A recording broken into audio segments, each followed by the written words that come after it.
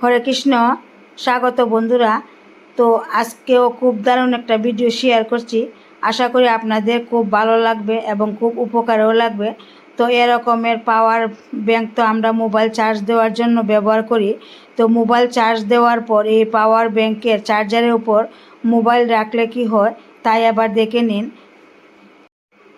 তো আমরা সবাই তো মোবাইল ব্যবহার করি আর মোবাইল দেখি। তো মোবাইল হাত দিয়ে ধরে দেখতে দেখতে অনেক সময় কিন্তু হাত ব্যথা করে।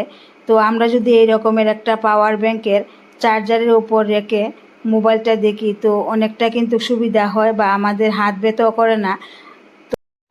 তো হাতের কাছে যদি মোবাইল ফোনের স্ট্যান্ড না থাকে তখন কিন্তু আমরা এই পাওয়ার ব্যাংকের চার্জারটা মোবাইল ফোনের স্ট্যান্ড হিসাবে আমরা কাজে লাগাতে পারি। তো বন্ধুরা, অনেক সময় কি হয় আমরা রান্না করতে করতে কিন্তু এই মোবাইল ফোনটা দেখি, বিভিন্ন ধরনের রেসিপি দেখি। তো রান্নাঘরে কোথায় রাখবো তার একটা ঝামেলা। তো আমরা তখন কিন্তু রান্নাঘরে এই পাওয়ার ব্যাংকের চার্জারটা নিয়ে যদি মোবাইল ফোনটা চালিয়ে রাখি তো খুব সহজভাবে কিন্তু আমরা মোবাইলটা দেখতে পারি বা মোবাইলটা পড়ে যাওয়ারও সম্ভাবনা থাকে না। তো এই পাওয়ার ব্যাংকের এই চার্জারটা কিন্তু মোবাইল ফোনের স্ট্যান্ড হিসাবে দারুণ একটা কাজ করলো।